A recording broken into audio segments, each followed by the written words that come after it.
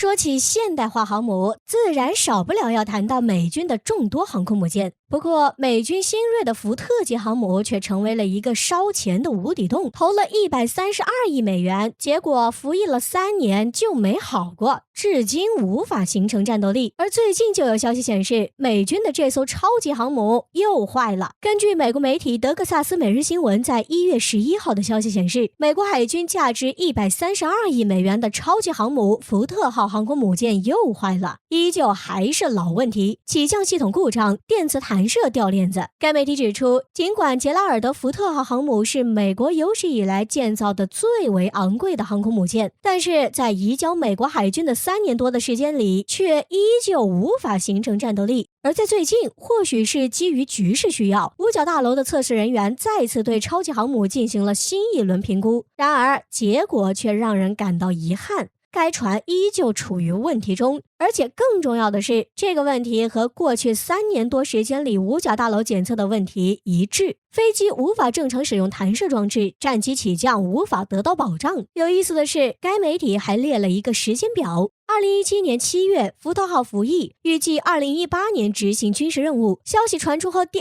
2天坏了。2020年11月，五角大楼去测试又坏了，弹射器紧急抢修3天，依旧无法使用。该媒体在评论中还讽刺，电磁弹射也许比蒸汽更可靠。但遗憾的是，也许美军需要一个阿尔伯特·爱因斯坦才能让它正常工作。需要注意的是，之所以美军航母放弃了滑跃设计，改用平直甲板设计，就是因为弹射系统的出现，让航母能够在短时间内快速投送最大限额的战机，达到战斗力的最大化。不过此前用的都是蒸汽弹射，后来美军开始研发电磁弹射，也就有了后来的福特级航母。不过尽管美国人对外吹得够响，结果3年时间依旧没有解决电磁弹射的问题，导致自家132亿美元打造的吸金怪物依旧趴窝。有分析人士认为，目前来看，我国003型航母已经确定将部署电磁弹射系统，也就是说，目前我国航母建造技术的部分领域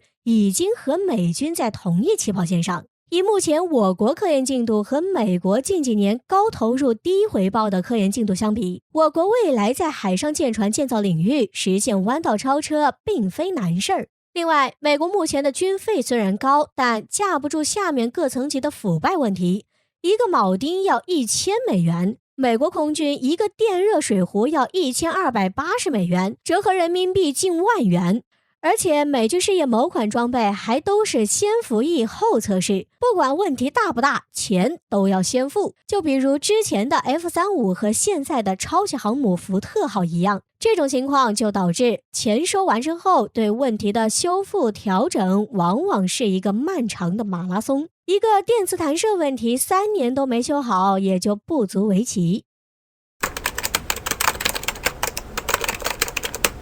美国总统换届临近，社会不稳定因素却骤增，甚至有内战的可能。被 FBI 警告后，华府进入紧急状态。1月6号的时候，几乎全世界都在播报美国国会大厦的骚乱。作为全球唯一的超级大国，美国人这次在全世界人面前上演了一场闹剧。尽管国会暴乱正式平息，然而风险却依旧存在。此次美国总统换届甚至可能演变成一次内战，这的确让人倍感不可思议。在国会暴乱事件发生后，美国的主流社交媒体纷纷以煽动暴乱为由封杀了美国现任总统特朗普的账号。这样的举动更加进一步激怒了特朗普的支持者。在大选中获得了7000万张选票的特朗普，在美国拥有着相当深厚的群众基础，因此不少地方的特朗普支持者甚至喊出进京请往的口号，这也自然引起美国官方的注意。据美国联邦调查局 FBI 近日发出的警告，根据获得的情报，在美国总统当选人拜登于1月20号正式宣布就职之前，特朗普的支持者正在策划在全美50州以及华盛顿特区举行武装抗议。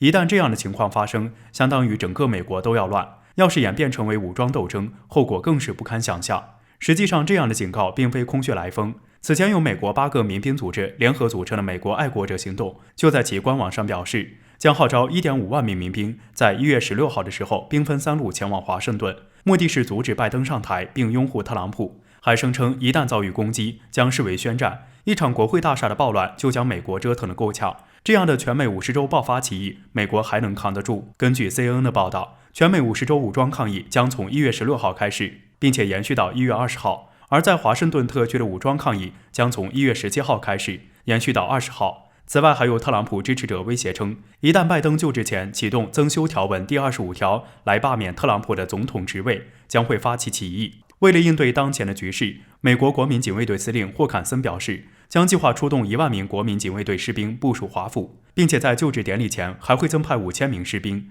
到时候，这1.5万名士兵将待命应对紧急情况。从这时体现出美国社会的割裂情况，即使最终没有爆发内战，美国也很难回到过去了。或许在将来，佩洛西口中的美丽风景线将会在美国时常上演。美军在叙利亚的又一强盗行径曝光，粮食危机下，美军竟抢走当地农民为生的粮食。美军为什么要这么做？据叙利亚官方新闻社 SANA 报道，近日，美军一支由30辆装甲车组成的车队，满载重型武器进入叙利亚的东北部戴尔埃佐尔营地。这些武器包括了加农炮和坦克，而叙媒指出，该地区盘踞着不少武装组织。美军此举是为了向当地武装组织提供武器支援，以阻碍叙利亚统一进程。不仅如此，叙媒还曝光了驻叙美军的另一强盗行径。几乎在美军重武器进入叙利亚同时，另一支美军部队悄悄地从美军非法占据的叙利亚地区前往伊拉克北部。而这支美军部队包括了多达50辆卡车，卡车中都有冷藏集装箱，集装箱中装载着当地的农作物。根据消息指出，美军从占领区经过洗劫了叙利亚田间生产的谷物，并且掠夺了当地谷仓的小麦。而美军从叙利亚农民手中抢走了50车粮食后，为了掩人耳目而偷偷送往伊拉克。根据分析，美军此次抢运叙利亚粮食可能并不是为了保障自己的后勤，而是为了高价卖到伊拉克。因新冠疫情的影响，国际粮食贸易受到很大限制，而作为主要粮食进口国的伊拉克已经宣布粮食供应告急。根据伊拉克官方公告，目前伊拉克缺口100万吨小麦和25万吨稻米，因此粮食在伊拉克已经炒到天价。而美军在中东地区的开销可谓奢侈，并不存在后勤问题。因此答案只有一个，美军抢叙利亚的粮食是为了高价走私到伊拉克，尽管这会让很多叙利亚农民饿死。如今长期饱受战乱的叙利亚情况只会比伊拉克更糟。叙利亚粮食危机一直备受国际关注。此前咱们中国曾通过人道救援点支援了叙利亚1152吨大米，然而美国人却一直嚷嚷着要关闭这些人道救援点。如今美军不顾叙利亚粮食危机，抢走了叙利亚农民的粮食，可以说是将叙利亚农民逼上死路。然而美军又怎么会关心他们的死活呢？毕竟在抢劫方面，美军可谓是轻车熟路。不仅是粮食，此前俄罗斯国防部公布的卫星图显示，美军在叙利亚抢运当地的石油资源，并走私到周边国家。俄国防部将美军的行为斥责为强盗行径。讽刺的是，美军还是打着保护当地石油资源的旗号进入叙利亚，但是却干起监守自盗的勾当。当时国际舆论也是一致谴责驻叙美军的强盗行径，但从现在看来，美军不但没有悔改，反倒变本加厉，抢完油还要抢粮。